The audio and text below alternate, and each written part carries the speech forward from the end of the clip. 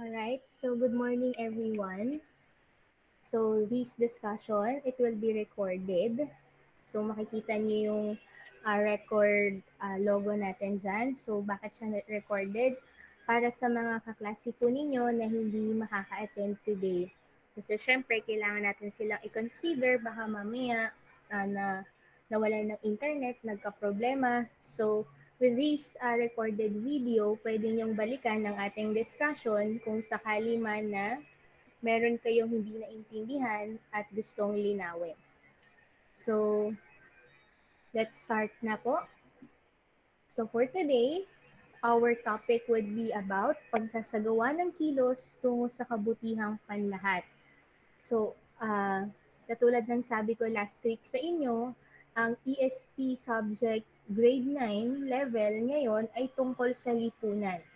Alright, so hindi na siya tungkol sa sarili lang, sa pamilya at sa inyong mga kaibigan or kapwa. Kasama na dito ang buong lipunan. So sa lipunan, nandyan na po ang pamahalaan, paaralan, at lahat ng lugar na inyong ginagalawan at kinabibilangan. So, let's start. So ang ating pagiging kasama ng kapwa ay isang pagpapahalaga na nagbibigay ng tunay na kaganapan sa ating pagkatao. So sa unang beses na pagbasa natin ito, ng sentence na to, medyo malabo pa siya. 'Di ba? So papababawin ko na lamang po. Bilang isang parte ng lipunan, dahil ikaw ay hindi nag-iisa sa lugar na iyong kinagagalawan, bilang isang tao, meron kang kapwa.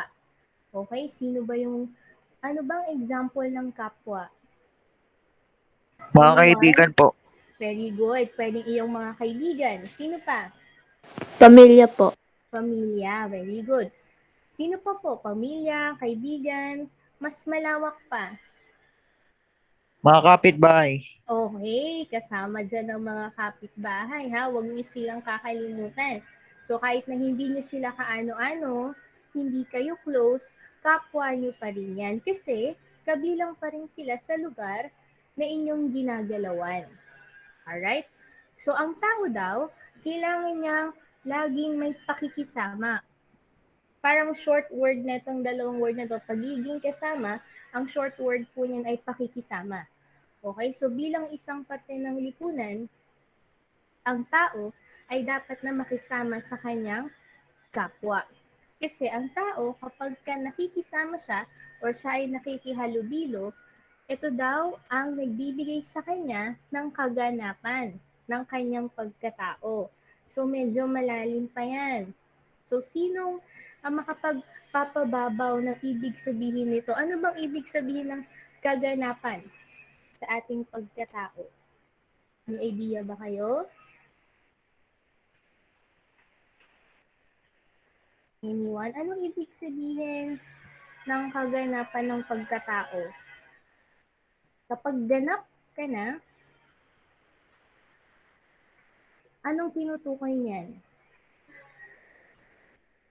Sa pamamagitan daw ng pakikisama, ikaw ay nagkakaroon ng pagkakataon na maging ganap na tao.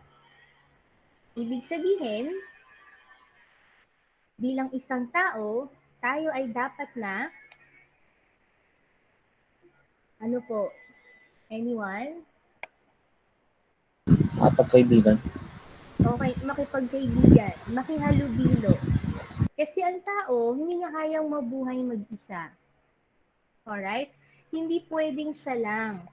Para mabuo yung pagkatao niya, kailangan niyang makisalumuha sa kanyang kapwa. For example, sino ba? Justin? Pwede bang pabukas ang mic mo? Diyan ka ba? Justin Ronquillo? Baka nag-CR si Justin. I need a volunteer. May tatanong lang ako. Sinong pwede? Hindi naman mahirap yung tanong. Ito, Vladimir. Hello, Vladimir. Hi. Hi, Hi, ma'am. Vladimir. May tatanong lang ako. So, kanina, sabi ko, kailangan mong makisalamuha para makatulong sa iyong kaganapan bilang isang tao. Kasi, kapag nakisalamuha ka, nakakatulong yun sa'yo para maging isang ganap na tao. So, Vladimir, yung personality na meron ka ngayon, kung sino ka ngayon, ikaw lang ba mag-isa ang bumuo niyang pagkatao or personality mo today? Hindi po, ma'am. Kasi Hindi. yung mga kaibigan ko po, may Sino pa? influensya rin na mabuti sa akin. Maliban sa mga kaibigan, pwede din Pamilya. yung mga... Magulang, ma'am. Sino pa? Pamilya rin. Pamilya rin. Very good, Teacher, Vladimir. student, mga classmates. Classmates. Lahat Thank po, you, ma'am. Vladimir. Lahat ng nakasalamuha po, ma'am. May Very influensya. good. Tama ka dyan, Vladimir. Lahat ng makakasalamuha mo sa iyong buhay, meron niyang kahit konting kontribusyon sa iyong pagkatao ngayon. So, thank you, Vladimir. Yun po ang ibig sabihin niyan. Sa pamamagitan ng iyong pakikisalamuha, napupuno mo or nabubuo mo ang iyong pagkatao. Okay? Kasi hindi mo pwedeng buuin yung personality na meron ka ngayon kung wala kang nakikitang iba. For example, sino dito mahilig mag-basketball? Meron ba? Ako po, ma'am. Okay, Joaquin. Bakit mo nakahiligan ng basketball? Saan mo yun nakita? Saan mo yun nalaman? Ma'am, sa mga kaibigan ko. Very good, Joaquin. Kung hindi mo nakita kung paano laruin ang basketball, magkakaroon ka ba ng interest na laruin yon? Hindi, ma'am. Joaquin, hindi. Yun po ang ibig sabihin niya. So, si Joaquin, isa siyang estudyante or teenager na mahilig sa basketball. So, bakit siya naging mahilig sa basketball? Kasi nakita niya yun sa iba. Alright? Nagkaroon siya ng inspirasyon sa iba. So, pwedeng si Joaquin gusto niyang maging isang NBA or PBA player someday kasi nakakapanood siya ng laro ng mga PBA or NBA players.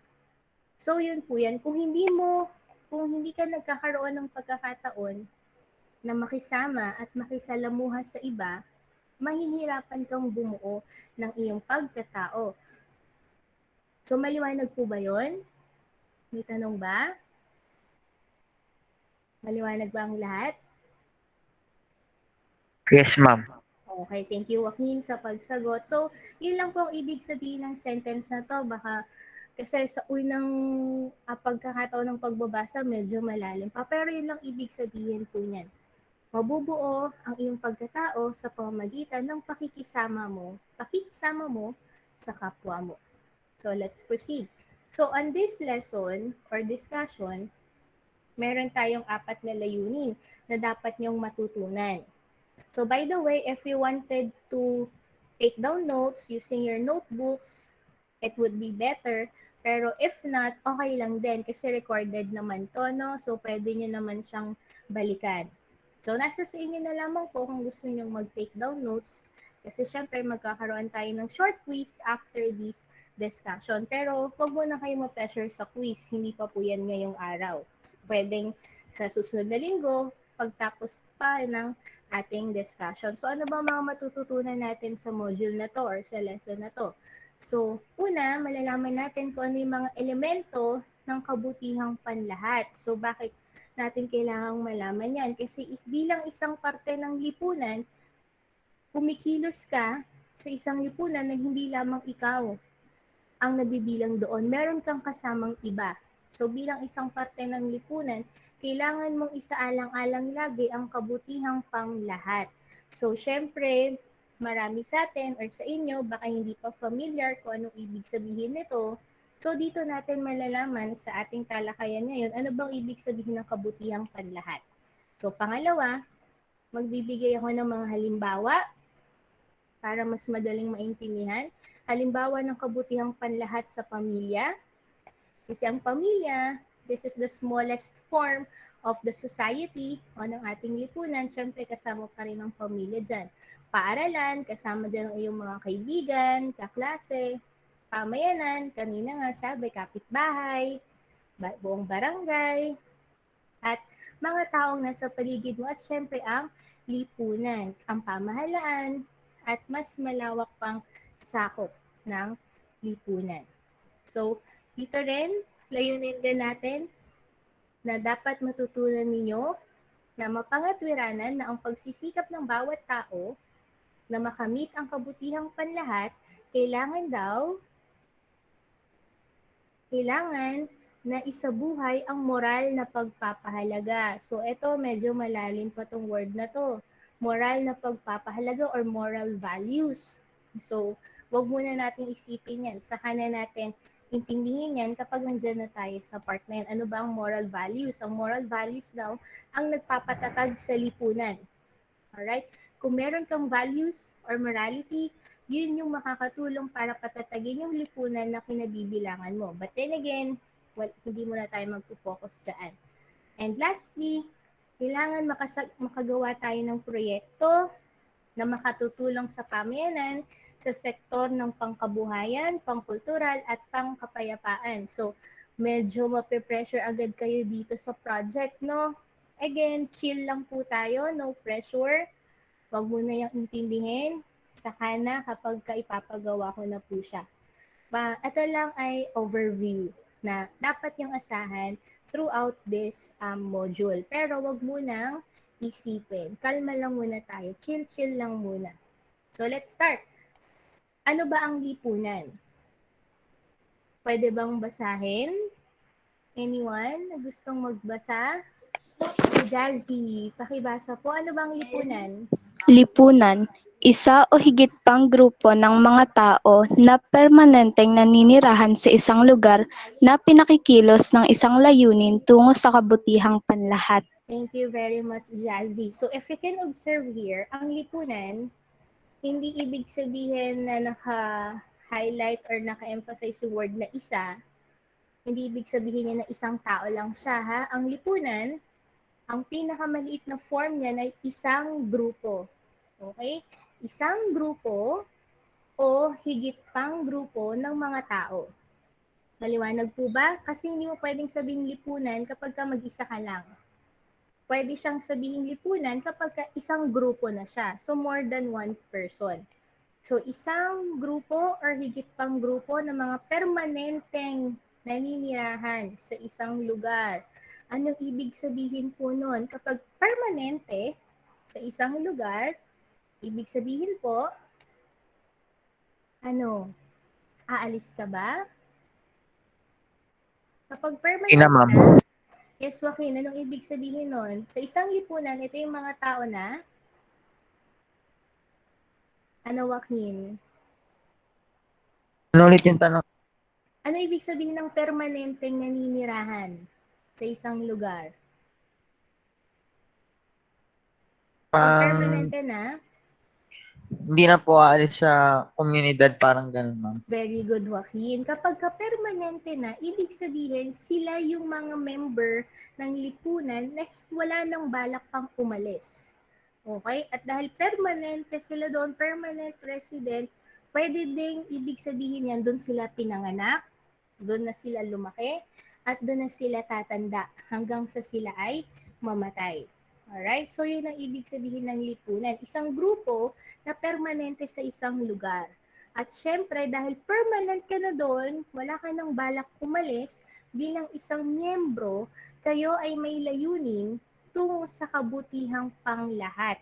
So, papansin nyo, kanina pa nababanggit yung kabutihang panlahat. So, mamaya, i-explain ko ano bang ibig sabihin niyan. So, yan muna ang lipunan. Isa siyang grupo ng mga tao na naninirahan sa isang lugar na permanente.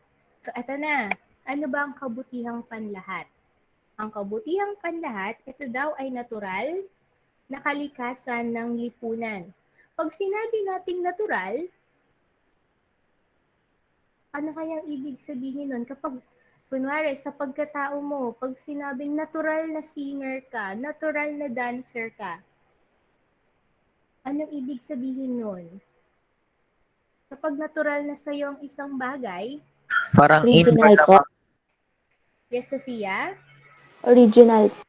Original. Pwede, very good. What Parang else? inborn na, ma'am. Inborn. Inborn, very good, Joaquin. Inborn na siya, which means mula pagkapanganak, nasa sayo na yon. At dahil inborn na siya, pwede pa ba siyang matanggal, Joaquin? Pwede po pag nag-iba ng path, ganun, ma'am. Pwede. Pero pag sinabi natin mature, hindi na po siya matatanggal. Okay, Joaquin, kasi natural na sa For example, si Joaquin, natural na singer yan. Kahit hindi masyadong mag-practice si Joaquin sa pagkanta, dahil natural sa kanya yon, hindi siya magiging sentonado. Okay? Kasi natural sa kanya yung pagkakaroon ng magandang boses. Kunwari naman si Bea Beharin, dancer. Kahit na hindi ganun mag-practice sobra si Bea sa pagsasayaw, dahil meron siyang natural moves, meron siyang jive or groove, hindi mawawala kay Bea yon. Yun ang ibig sabihin ng natural. Okay po? So, hindi na siya mawawala. So, natural na kalikasan.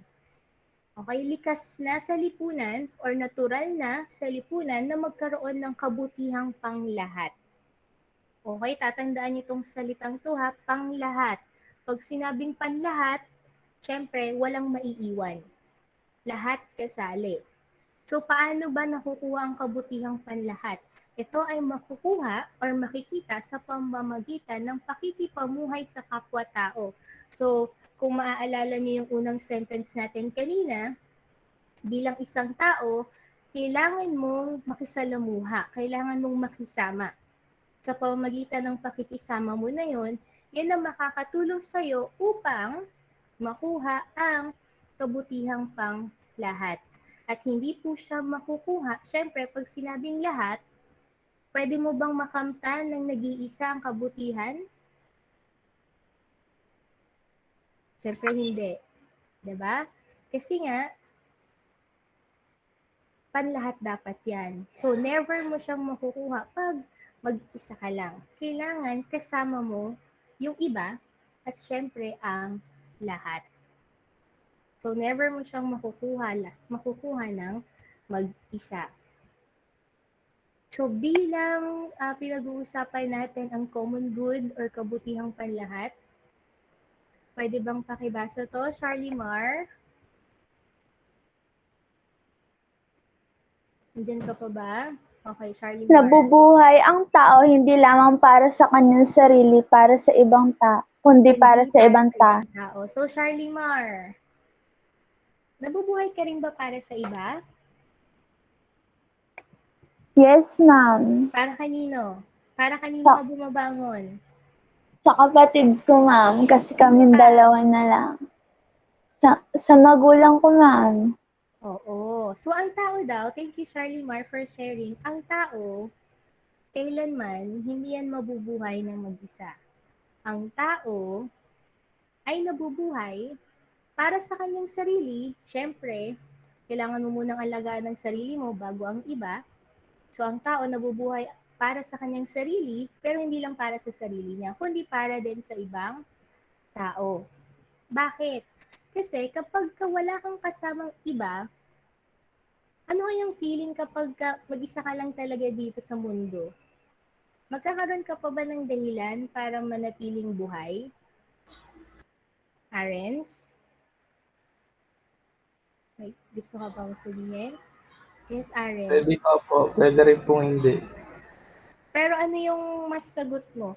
Kaya mo bang mabuhay totally mag-isa sa mundo? Walang iba, ikaw lang mag-isa. Hindi ma'am, boring yun. Very good, parents. Boring yun. Kasi pag wala kang kasama, napakahirap mabuhay. Kasi hanggat meron kang kasama, nagkakaroon ka ng dahilan para magpatuloy. For example, Arens, anong pangarap mo? Maging piloto ma'am. Very good. O kaya naman basketball player. Okay, so doon tayo sa piloto. Ba't gusto mo maging piloto? Para malibot bansa. Very good. Para malibot ang ang iba't ibang bansa.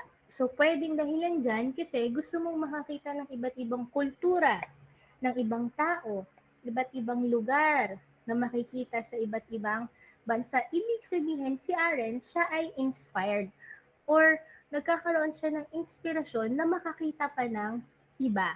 Hindi lamang dito sa Pilipinas, kundi pati na rin sa iba pang bansa. Okay? Kasi ang tao, kahit kailan, syempre piloto ka, Arens. Kailangan, hindi mo lang sarili mo ang iisipin mo dyan. Sinong pinaka-iniisip mo dyan, Arens, kapag ka piloto ka na? Anong pinakalayunin ng piloto? Pasahero.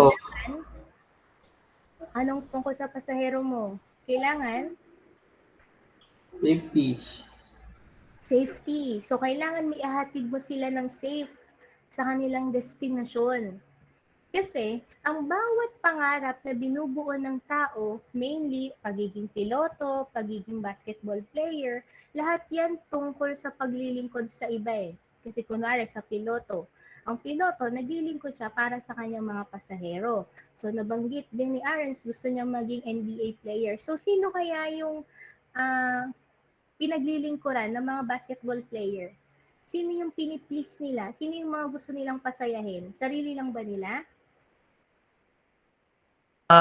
Batang nanonood, ma'am. Very good, Joaquin. Yung mga manonood, yung mga fans nila, kaya nila ginagalingan para sa kanilang fans, pwede rin sa kanilang family, friends, and to give inspiration to other people. So kung mapapansin nyo, lahat ng ginagawa natin, lalong-lalo na, pwede rin sa ating mga pangarap, lahat ng yun ay tumutukoy kasama pa rin ng iba. Okay? Gusto mo maging teacher. Bakit mo gusto maging teacher? Kasi gusto ko pong magturo ng iba, ng mga bata.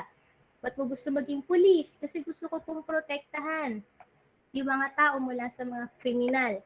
So kung mapapansin niyo, lahat ng trabaho na papangarapin ninyo, lahat yan ay may koneksyon ng paglilingkod para sa ibang tao. Siyempre, kasama na rin dyan ang inyong sarili. Hindi naman ibig sabihin na magiging slave kayo or magiging tagapaglingkod lang. Hindi po, ha? Ang paglilingkod mo para sa sarili, kasama din ang iba. So, maliwanag ba tayo sa sentence na to? Maliwanag ba ang lahat dito? Yes, ma'am. Yes. Opo. Thank you. Opo, Gising pa ma'am. ba? Baka inaantok pa, ha? So, ang lipunan, nanggaling po siya sa dalawang salita. Una, salitang lipon. Ang salitang lipon, ibig sabihin yan, grupo ng mga tao. So again, ang lipunan, hindi siya pwedeng isang tao lang. Ang pinakamaliit na form ng lipunan ay isang grupo. Okay? O higit pang grupo. So lipon, ibig sabihin grupo ng mga tao. At kasama rin dyan ang salitang ipon. Siyempre, kapag narinig natin unang beses ang salitang ipon, naiisip natin agad tungkol sa ano po? Pera po. Pera. Very good, Joaquin. Pero dito sa lipunan, ang ibig sabihin ng ipon, hindi yan tungkol sa pag-iipon ng pera. Hindi rin yan tungkol sa pag-iipon ng sama ng loob. Alright? Ano bang iniipon mo sa lipunan? Ang iniipon mo po dyan ay mga karanasan. Alright? Your experiences, mga nararanasan mo. At mula sa mga karanasan na yon, bilang isang parte ng lipunan, yun dapat yung magtutungo sa'yo bilang isang mabuting tao. Which means, anong ibig sabihin yan? Baka iniisip nyo, pag parte ka ng lipunan, automatic mabuting tao ka na. Hindi po. Okay? Kung ano yung mga na-experience mo or nararanasan mo sa lipunan, yun yung nagiging konsepto mo kung ano ba ang mabuting tao. Okay? Pero dahil tayo ay nabubuhay sa iba't ibang uri ng lipunan, nagkakaroon tayo ng iba't ibang konsepto. Ano ba ang mabuting tao? So, ano ba ang mabuting tao para sa inyo? Ang pagtulong sa kapwa, ma'am. Okay, para kay Joaquin, mabuti ang isang tao kung siya ay nagkakaroon ng kakayahan o nagbibigay siya ng paraan o oras para makatulong sa iba. Pero bakit may isang lipunan na puro snatcher, puro magnanakaw, drug pusher, killer? Bakit kaya ganun? Pero isa silang lipunan. Kunwari, di ba, for example lang ha, ang Tondo, kilala siya bilang isang dangerous city or dangerous place kasi madami nga daw dyan. Sa isang lugar na yon, puro magnanakaw, puro snatcher. Bakit kaya sila nagiging ganun? Ma'am, Ma'am, kasi po sa mga influensya po pagkain. ng kapwa nila. Yes, Vladimir. Sa influensya po ng mga kapwa nila. Very good, Vladimir. Ang Yung hindi tao, mabuting pakikitungo, ma'am. very good, Vladimir. Ang tao, katulad ng sinasabi ko kanina papaulit-ulit, ang bumubuo ng personality or pagkatao ng tao, pwedeng makaapekto dyan yung mga nakaka-impluensya sa kanyang paligid. Pwede na nga dyan yung mga taong nasa paligid niya. So balik tayo dito sa isang lipunan daw, doon ka makakaipon ng mga karanasan para maging mabuting tao. So sa lipunan na yon, kunwari puro magnanakaw, puro mamamatay tao, drug pusher and everything, bakit kaya nila yung tinanggap? Bakit kaya nila nakasanayan na yon? Bakit para sa kanila trabaho na nila ang magnanakaw, ang maging drug pusher? Kasi sa isip nila, yun ang Yun ang tama, ma'am. very good, Joaquin. Yun ang tama. Yun ang mabuti. Kasi bakit sila nagnanakaw? Anong kadalasan na dinadahilan ng mga nahuhuli ng mga pulis na magnanakaw? Bakit Walang sila pera, ma'am. nagnanakaw? Walang pera. At dahil walang pera, Walang nagnanakaw, pagkain. kailangan nila kasi arrange ng pagkain. At syempre, ang pagkain, masama ba yan para sa tao? Di, ma'am. Hindi. Kailangan natin, di ba, idol ng pagkain kasi mabuti yun para sa ating kalusugan. So, ibig sabihin, sa lipunan na yun, meron silang ibang konsepto ng kabutihan. Alright? So, yung kabutihan na konsepto na meron sila, tama ba o mali? Tama o mali yung konsepto nila ng mabuti? Pagnanakaw, pagbibenta ng drugs, pagpatay, tama ba yung konsepto nila? Mali po. Mali. Mali. Okay? Pero kasi, yun yung mabuti o yun yung tama para sa kanila. Ibig pong sabihin nun, kabaligtaran na yung konsepto nila ng kabutihan. Kung ano na yung masama, yun na yung mabuti para sa isip nila. Okay? So, bakit ko sinasabi yan? Kasi kailangan yung tandaan, ODL9, ang tao, natural na mabuti yan. Lahat ng ginagawa ng isang tao, ginagawa niya yun kasi yun yung nasa isip niya na mabuti para sa kanya. Bakit nagkakaroon ng problema? Kasi nga katulad ng example ko kanina, may mga tao na baliktad na yung perception or konsepto nila ng kabutihan. Naintindihan po ba? Yes po, ma'am. Naintindihan po? Opo. Okay, so tatandaan nyo ha, sa lipunan, yan ang maaaring magdikta sa'yo kung ano ang mabuti. Kaya nga sinasabi nila, di ba, choose your friends. Piliin mo yung mga taong nakapaligid sa'yo. Kasi sobrang may impluensyahan ka ng mga yan. Kasi kung ano yung mabuti para sa kanila, pwedeng maging mabuti na rin para sa'yo. Or pwede nilang maapektuhan yung isip mo. Okay? So, kailangan piliin nyo yung mga taong nasa paligid ninyo or piliin nyo yung lipunan na gusto nyo kabilangan. Okay? Kasi magkakaroon tayo ng problema kapag nagkamali kayo ng lipunan na masalihan. So, may tanong po ba dito? May tanong ba? Wala na, ma'am. Wala. Ha? So, ang lipunan, sadly, dahil ito yung nagiging basihan natin ng mabuti, hindi lahat ng lipunan ay perfect. Okay? Kasi syempre, hindi lahat ng lipunan puro perfect na puro tumutulong, puro good people. Mas marami na nga minsan yung masasama. Kaya kailangan mas maging maingat tayo. So, let's proceed. So, sa isang lipunan, syempre, bago ka makabuo ng mga karanasan, kailangan mong makipag-ugnayan. So, bakit mo kailangang makipag-ugnayan? Kasi ang pakikipag-ugnayan ng tao, ito ay kanyang sariling pangangailangan. Tugon niya yon sa sarili niyang pangangailangan. So, bakit sa tingin ninyo na pangangailangan ng isang tao ang pakikipag-ugnayan? Pag sinabing pangangailangan, ibig sabihin, hindi mo kayang mabuhay pag wala yon. Kasi kailangan mo. Kasi nga, di ba, magkaiba ang needs sa wants. Sa kailangan o sa mga kagustuhan. So, sabi dito, ang pakikipag-ugnayan, hindi po siya wants. Hindi siya kagustuhan lang. Ang pakikipag-ugnayan, needs mo siya. Pangangailangan mo siya. So, bakit pangangailangan natin bilang isang taong makipag-ugnayan? Bakit? Kung mapapansin nyo, paulit-ulit lang tayo kasi kailangan kong i-assure kung naiintindihan nyo ba yung mga sinasabi ko. So, bakit natin kailangan makipag-ugnayan? Why? Bakit hindi pwede na lagi ka lang mag-isa? Bakit kailangan makipag-ugnayan ka rin sa iba? Ano bang maitutulong nun sa'yo? Para makabuo po ng karanasan.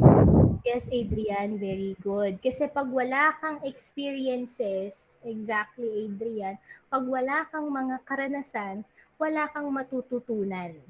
Okay? Kasi nga, di ba, sabi sa quotation na to, experience is the best teacher. Kung hindi mo naranasan, hindi mo matututunan. So, very good, Adrian. So, kung hindi ka makikipag-ugnayan, wala kang malalaman. Diba? Kunwari, sa section nyo, kapag hindi ka sumali sa group chat, anong pwedeng hindi mo malaman? Kung kailan pa sana assign. Very good, Joaquin. Hindi mo malalaman kung kailan ang mga deadlines. Hindi mo malalaman ano bang schedule ng ESP ngayon, ano bang schedule ng science, ng math. So, kailangan mong makipag-ugnayan. Okay? Kasi, kailangan mong magkaroon ng kaalaman. Okay? At ng mga karanasan. At syempre, sa pakikipag-ugnayan, hindi lang yan sariling pangangailangan. Kapag ikaw, Adrian, Aiden, kayong lahat, kapag nakipag-ugnayan ka, kailangan ka rin kasi ng iba. Okay? So, ang pakikipag-ugnayan, instrumento din siya ng iba sa pagkamit ng kanilang pangangailangan. For example, kunwari, president niya si Hazel. Si Hazel, kapag hindi siya nakipag-ugnayan sa inyong lahat, magkakaroon ng problema kasi kay Hazel lahat ng information. Which means, maliban sa kailangan makipag-ugnayan ni Adrian kay Hazel, kailangan din makipag-ugnayan ni Hazel kay Adrian. So, kailangan give and take and vice versa. Hindi pwedeng one-sided lang. Okay? Kailangan bigayan. Kasi ang pakikipag-ugnayan po, hindi yan one-sided Connection yan to other people. So, yun ang kahalagahan yan. So, ayon kay Manuel D. at Santo Tomas de Aquino, so ito si Manuel D., isa siyang Pinoy, alright, at professor sa Ateneo yata siya, and ito si Santo Tomas de Aquino, or English name niya is St. Thomas Aquinas. Para sa kanilang dalawa, ang pinakalayunin daw ng tao ay ang makipagkapwa-tao. So, paulit-ulit lang tayo bilang isang tao, kailangan mo na makipagkapwa-tao. So, ano yung medyo malalim pa tong pakikipagkapwa-tao? Pinaka-ibig sabihin lang po niyan ay babalik ulit tayo sa pakikipag-ugnayan. Kasi ang tao, kailangan makipag-ugnayan din siya sa kapwa niya, tao. So, yun lang po yan. Maliwanag ba tayo dito? May tanong po ba? Wala naman. Wala. Thank you. So, let's proceed. So, eto na. Ang Pilipinas, kilala tayo bilang isang democratic country or isang bansa na nagsusulong para sa demokrasya. Ano bang ibig sabihin ng demokrasya or democracy? Anyone? Democracy means, or ang ibig sabihin ng demokrasya po ay, ano po? Sa tuwing kailan nyo naririnig ang salitang demokrasya? Tuwing panahon ng ano? Election. Very good, Aiden. Kadalasan, naririnig natin yan pag eleksyon na. Dapat demokrasya, dapat pinakikinggan ng lahat. Ano ibig sabihin ng demokrasya? Bakit siya usually naririnig sa panahon ng eleksyon or botohan? Bakit po? Example natin ng Pilipinas. Ang Pilipinas ay democratic country o isang bansa na nagsusulong ng demokrasya. Ano kayang ibig sabihin yan? Nandito na yung clue natin, no? Ano ibig sabihin yan? Ang demokrasya, sa panahon daw ng eleksyon, ano yung sinusunod? Sino yung nananalo? Yung mga tao, ma'am. Sino yung nananalo? Sa eleksyon, ba't nagkakaroon ng eleksyon? For example, Para magbotohan, ma'am. Okay, so sa botohan, syempre magbobotohan tayo. So kung medyo na guguluhan kayo, paliitin natin yung example. Sa classroom, kapag ka-election ng class officers, sining nananalo? Simulan natin sa president. Sining nananalo? Yung pinili po ng Yes, princess, yung pinili. Paano mo masasabi na siya yung pinili? Kasi siya yung mas madaming Sino yung bumoto sa kanya. very good. Mas madami na patunayan. Oo. Kung sino yung may mas pinakamaraming boto or pinakamaraming pumili sa kanya. Kaya sabi ko, ito na yung clue, majority. Pag sinabi nating majority sa demokrasya, lagi pinakikinggan kung ano yung mas nakararami. Okay?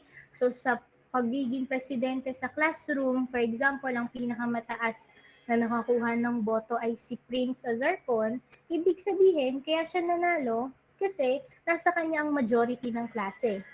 Nasa kanya ang karamihan. Pero pag sinabi natin karamihan, tumutukoy na rin ba yun sa lahat?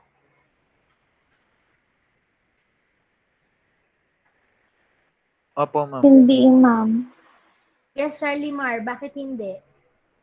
Kasi ma'am, lahat tayo ma'am may iba-ibang opinion at hindi tayo magkakaiba tayo ng mga sinasabi, ganun.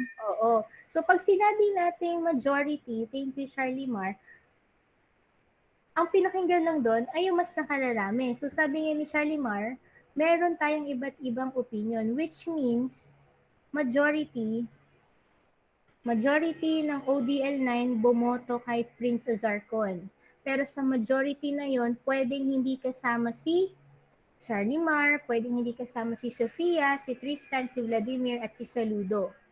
Which means, hindi lahat kasali. Majority lang siya. Mas nakararami lang siya. Kaya nga may question dito. Nakakamit ba ang kabutihang panlahat under democracy or demokrasya sa majority? Anong sagot natin dyan? Hindi, ma'am. Very good, Charlie Mar. Hindi. Kasi nga, ang pinakikinggan lang ay yung mas nakararami. Ibig sabihin, kung merong mas nakararami, merong kaunting naiiwan. So, pareho ba ang konsepto ng kabutihan para sa nakararami at kabutihang panlahat? Answer? Pareho kaya siya? Hindi, ma'am. Very good, Charlie Mar. Hindi. Okay? Diyan pa lang magkaiba na ho. Nakararami, panglahat. Diyan pa lang magkaiba na sila. So, hindi sila parehong konsepto. Okay? Kasi kapag pinakinggan mo lang yung mas nakararami, katulad ng sabi ko kanina, pwedeng may konting naiwan. Alright? Kasi ang kabutihang panlahat, kailangan walang walang maiiwan. Walang hindi kasali. Okay? Nobody should be left behind. Alright? Kasi kailangan nga lahat. Pero hindi ko sinasabi na masama ang demokrasya. Alright? Ang demokrasya or pakikinig sa majority, hindi man siya totally kapareho ng kabutihang panlahat, pero sa pamamagitan ng demokrasya, maaari po siyang makatulong upang makuha ang kabutihang panlahat.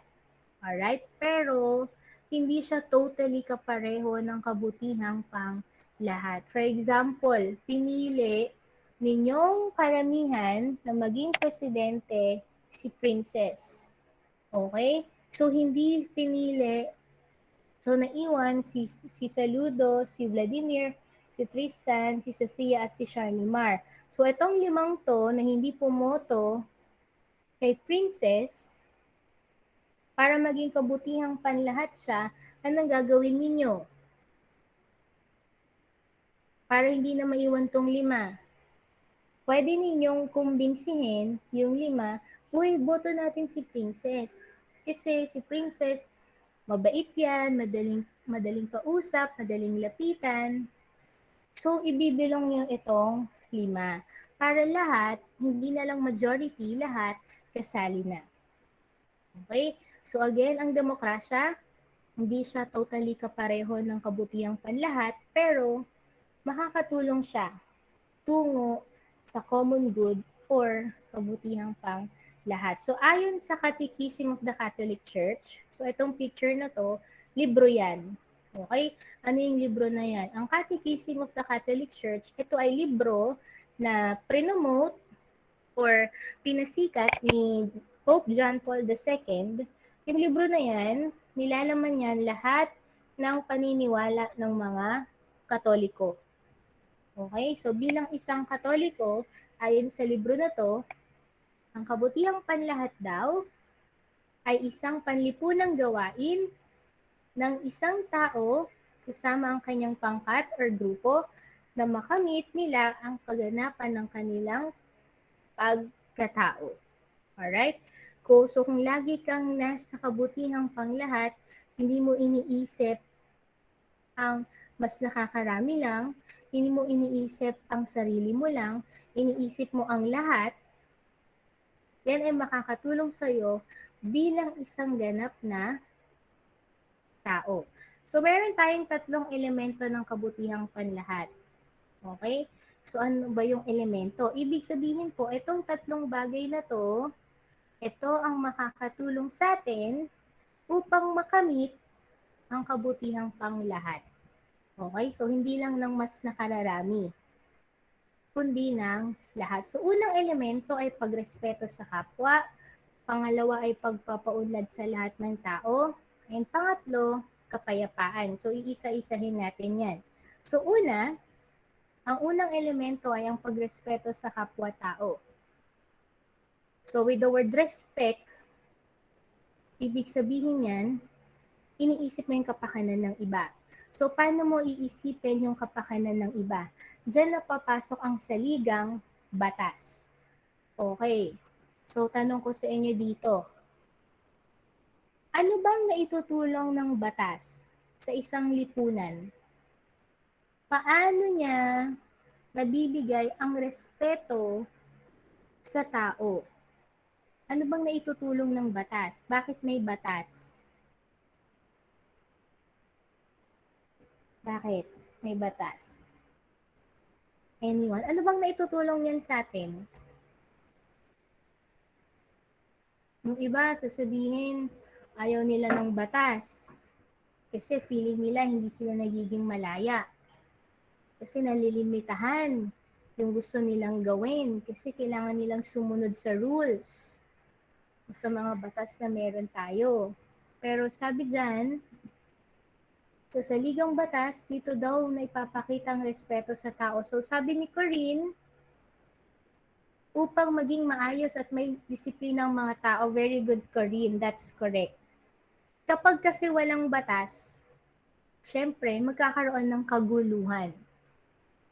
Kasi mawawala ng disiplina ang mga tao. Tama ka dyan, Corinne. Bakit mawawala ng disiplina? Kasi kapag ka walang batas, ibig sabihin, hindi natin alam kung ano ang tama sa mali, kung ano ang mabuti sa masama. So, pwede ba kayo magbigay ng example ng batas? Hindi kailangang malalim ha. Any rules na alam ninyo? Example ng batas. Bawal pumatay. Very good, Charlie Mar. Bawal ang pumatay. Kapag wala yung batas na yun, anong maaaring mangyari?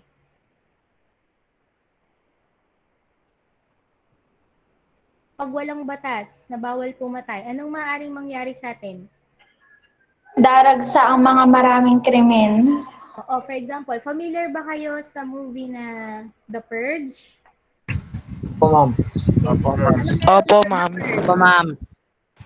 Rogil, anong meron sa The Purge?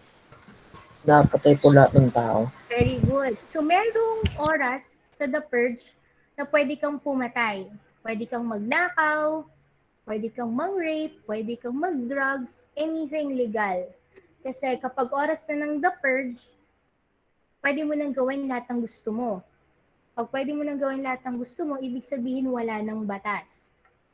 And kung kayo ay bibigyan ng choice or pagkakataon, gusto nyo bang magkaroon ng The Purge? Gusto nyo bang sumali doon?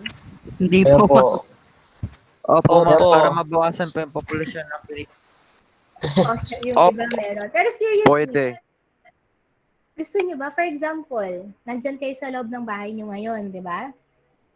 So, 12 midnight, start na ng The Purge. Lalabas ba kayo? Opo. Bakit, Justin? Hindi, ma'am. Lalabas ka talaga, Justin? Hindi ko lang, ma'am. Hindi po. Hindi Bakit po, ka ma'am. hindi lalabas? labas na lang kayo, handa kayo og. Bakit hindi kayo lalabas? Anong nagtutulak sa inyo na ayoko ma'am, hindi ako lalabas pag The Purge na? Bakit? Ano bang pwedeng mangyari sa'yo? Risky. Papatay, ma'am. Report Very ko good, rin. Justin. Pwede kang mamatay. Kasi, Die in many ways. yes, I did. Kahit na anong uri ng Pwede kang kamatayan, patayin, ma'am. pwedeng mangyari sa'yo. 'Di ba? Kapag oras ng The Purge, kapag ka walang batas. Kasi nga, walang sinusunod yung mga tao, which means, wala nang respeto sa buhay. Okay? Wala nang respeto sa buhay, wala nang respeto sa ari-arian ng iba. Ibig sabihin nun, nanakawan ka na nila. Lahat ng pwede nilang nakawin sa'yo, kukunin nila. So, there will be no respect anymore. So, yun yung nagiging tulong ng batas. Kasi kapag ka walang batas, lahat tayo malalagay sa panganib. So, wag niyong iisipin, kasi nagkaroon ako ng experience dyan na nakipagtalo sa akin yung estudyante ko. Sabi niya, kasi ang tanong ko sa kanila, kayo ba ay nagiging malaya kahit na mayroong batas? Ang sagot niya, ma'am, hindi po. Kasi nagiging limited yung kilos niya. Hindi niya nagagawa ang lahat ng gusto niyang gawin. Kasi, nga, meron siyang kailangang sundin. So, pinaliwanag ko sa kanya na, for example, pag walang batas, mararamdaman mo ba na tunay kayong malaya? Kanina tanong ko sa inyo, pag wala ng batas, oras na ng The Purge, bakit kayo hindi lalabas ng bahay? Eh, malaya na nga kayo nun eh. Pag walang batas, tunay ka bang malaya? Hindi po. Bakit, Justin? Bakit hindi? Ano yung nagbigay sa'yo ng idea? Ba't hindi ka na malaya? Pag walang batas. Dahil kahit anong oras, ma'am, pwede kang mamatay. Yes, Joshua? Kasi kahit anong oras, Pwede kang mamatay. pwede ka nang mamatay. Very good, Joshua. Bakit ka pwede nang mamatay? Kasi pag walang batas, anytime pwedeng merong pumatay sa'yo. Alright? Which means, hindi ka na totally malaya. Kasi, pwede na kunin ng iba yung kalayaan na sana meron ka. Dahil wala nang batas, wala nang malaya sa atin. Hindi katulad kapag kami batas, katulad ng sabi ni Charlie Mar, bawal lang pumatay, anytime na lumabas ka, ibalik na natin, wala na yung The Purge, meron ng batas. Paglabas mo ng bahay, mararamdaman mo na ba na malaya ka na? Yes po. Opo, ma'am. Bakit, Joaquin? Kasi ma'am, wala nang manghahunting sa'yo. Very good. Wala nang pwedeng manakit sa'yo. Kasi protektado ka na ng saligang batas o ng mga rules na dapat sundin sa isang lipunan. So, yun po yung nagiging function or tulong sa atin ng batas. So, never dapat or hindi kailanman dapat na maramdaman mo na hindi ka malaya. Sa mga magulang mo, syempre may rules yan. Bakit sila may rules? Hindi ibig sabihin, kinukulong ka nila. Alright? Yung rules na yun, ibig sabihin lang nun ay pinoprotektahan ka nila. Alright? Kasi, dahil sa rules na yun, sa mga batas na sinet nila, yun yung nagbibigay sa'yo ng gabay ng mga dapat hindi mo gawin at yun yung nagbibigay sa'yo ng chance para maging protektado. Okay? So again, sa saligang batas, dito na ipakikita ang respeto sa tao at syempre, sinong gumagawa ng mga batas? Yun yung mga namumuno. Alright? At sa pagrespeto sa tao, kailangan tulungan yan. Kailangan respetuhin ng namumuno ang kanyang pinamumunuan at ang pinamumunuan naman, kailangan respetuhin niya syempre ang namumuno. So medyo malalim yung word. Ibig sabihin lang, si leader, kailangan respetuhin si follower. Tagasunod. Si follower, kailangan syempre respetuhin niya rin si leader. Alright? So itong dalawang to, sila dapat ang gumalang sa pangunahing karapatan ng bawat tao. Hindi lang dapat si presidente. Okay? Kunwari, sasabihin natin, si President Duterte, hindi niya nire-respeto ang karapatan ng lahat ng tao. So, ibabash natin siya ngayon. Lahat ng gusto mong sabihin, sasabihin mo sa kanya. Kasi gusto mo respetuhin ka niya eh. Pero, kanino ba dapat nagsisimulang respeto? Kay Duterte lang ba? Lahat, ma'am. Kanino dapat? Lahat. Sa sarili. Sarili.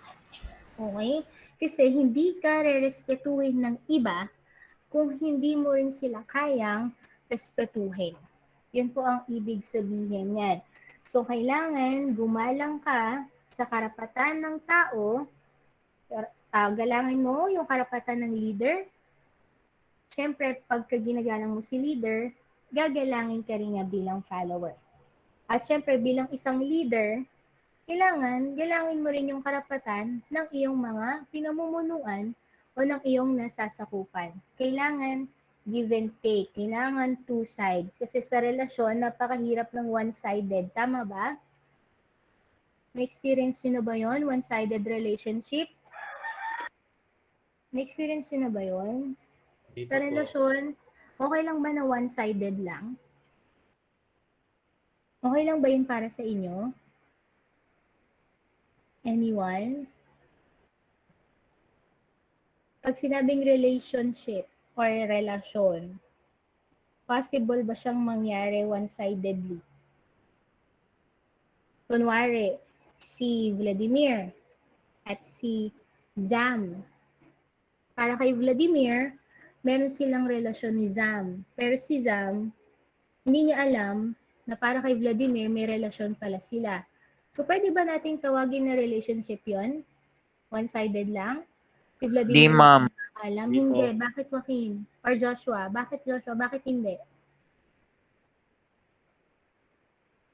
Kasi ang relasyon dapat, Joshua, ano po? Dapat ba isang side lang? Joaquin. Ma'am. Bakit mo nasabi na hindi siya relasyon? Kasi one-sided lang siya. Bakit? Ano ba dapat ang relasyon, Joaquin? Ma'am, ano po? Dapat po alam po nung karelasyon mo kung ano nangyari sa'yo. Ganun po. Parang Very ganun. good. Kailangan aware siya. Okay? Pag aware na siya, pag alam niya na gusto mong makabuo ng relasyon sa kanya, hindi naman romantically, hindi naman as boyfriend, girlfriend, gusto mong makipagkaibigan, kailangan ipaalam mo sa kanya para may pagkakataon na maibalik niya yun sa'yo. Kasi ang relasyon, kailangan two-sided siya. Okay? Kailangan kung ano yung naibibigay mo, dapat may babalik din sa'yo. Or dapat alam din yan nang gusto mong makabuo ng relasyon. Okay? Two-sided po dapat siya. Not only one-sided. Same thing with leader and follower. Hindi pwedeng laging si leader lang ang pinakikinggan. Kasi pag si leader lang lagi ang pinakikinggan, hindi na leader ang tawag sa kanya. Boss na yon. Ang boss, pag boss ka, hindi mo pinakikinggan ang iyong followers. Ikaw lang nang ikaw ang sinusunod. Okay? Para ikaw ay maging tunay na leader or namumuno, kailangan pakikinggan mo rin yung followers mo. At bilang isang mabuting follower, kailangan matuto ka rin makinig sa iyong leader. So doon nagsisimula ang respect sa batas at syempre sa mabuting relasyon sa bawat isa. So may tanong po ba? Question? Wala na, ma'am. Alright, so dahil 11:01 na, time na natin. So I hope may natutunan ng lahat. So for today, chill lang po tayo. Walang ipapasa, walang activity, walang quiz. Okay po, Salamat. next week na po. Salamat pa. Thank you po, ma'am. Okay, walang Thank you, problema. ma'am. So, Bye, ma'am. ang Thank recorded you, ma'am. Thank you, ma'am. Thank you, ma'am. Okay, welcome. So, ipopost ko yung video na to sa Ma'am, ating salamat. classroom para mapanood din ng iba niyong kaklase. So, sabihan niyo na lang iba niyong kaklase na hindi nakasali. I-download ko na, i-upload ko na lang po yung video sa ating Google Classroom. Okay po? Okay po, ma'am. Okay. Noted po, ma'am. So, goodbye and enjoy your Ma'am, lunch. salamat. Bye, Bye, ma'am. Thank you. Salamat. Bye, ma'am. Thank you po. Welcome po. Salamat, Shopee. Sound trip yun, ha? Please, na lang ito.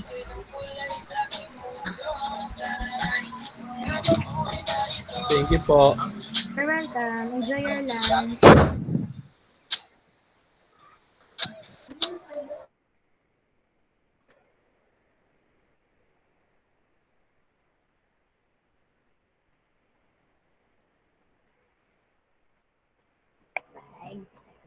Ito.